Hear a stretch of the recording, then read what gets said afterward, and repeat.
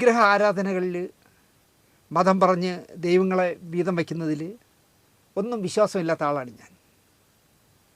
പക്ഷേ ഏതോ ഒരു ശക്തി, ഒരു അദൃശ്യമായ ശക്തി ഈ ലോകത്തുണ്ട് എന്ന് വിശ്വസിക്കുന്ന ഒരാളുമാണ് ഞാൻ. രാത്രി 2 മണിക്കാണല്ലോ ഉറങ്ങുന്നത്. അപ്പോൾ ഉറങ്ങാനായിട്ട് വാതിലെല്ലാം അടച്ച്, ലൈറ്റുകളെല്ലാം അടച്ച്, പല്ല് തേച്ച് റെഡിയായി വന്ന് കിടക്കാനുള്ള ഡ്രസ്സൊക്കെ ഇട്ട ശേഷം ഞാൻ ആരോടും പറയാറില്ല, സ്വയം അവിടെ ഇരുന്ന്. അപ്പോഴത്തേക്ക് സിന്ധു നല്ല ഉറക്കമായി കാണും. ഞാൻ ആ കട്ടിലിരുന്നിട്ട് ഒരു ദിവസവും കൂടി ജീവിതം നീട്ടിത്തന്ന ഞാൻ കണ്ടിട്ടില്ലാത്ത ആ ശക്തിക്ക് നല്ല നമസ്കാരം പറഞ്ഞിട്ടാണ് ഞാൻ ഉറങ്ങാറ്. എത്ര പേർ വിശ്വസിക്കുമെന്ന് എനിക്കറിയാം. എനിക്കതൊരു ആശ്വാസമാണ് അങ്ങനെ പറയുമ്പോൾ. ഞാൻ കണ്ടിട്ടില്ലാത്ത ദൈവത്തോട്, ഞാൻ കണ്ടിട്ടില്ലാത്ത ശക്തിയോട് ഒരു ദിവസം കൂടി ആയുസ് നീട്ടിത്തന്നതിന് നന്ദി എന്ന് പറഞ്ഞിട്ടാണ് ഞാൻ ഉറങ്ങാറ്.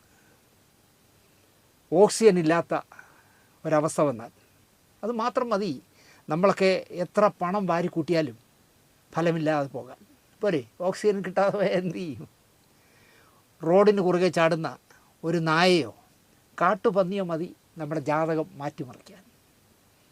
കാറ്റ്, തീയ്, വെള്ളം, ഇവരിൽ ഒരാൾ വിചാരിച്ചാൽ മതി നമ്മുടെ കട്ടയും പടവും അവിടെ തീരും. എന്നാലും നമ്മൾ മനുഷ്യർ കരുതുന്നത് ഞാനൊഴിച്ച് എല്ലാവരും തീർന്നാലും ഞാനുണ്ടാകും ബാക്കി എന്നാണ്. അത് മണ്ടന്മാരായതുകൊണ്ടാണ് നമ്മൾ അങ്ങനെ ചിന്തിക്കുന്നത്.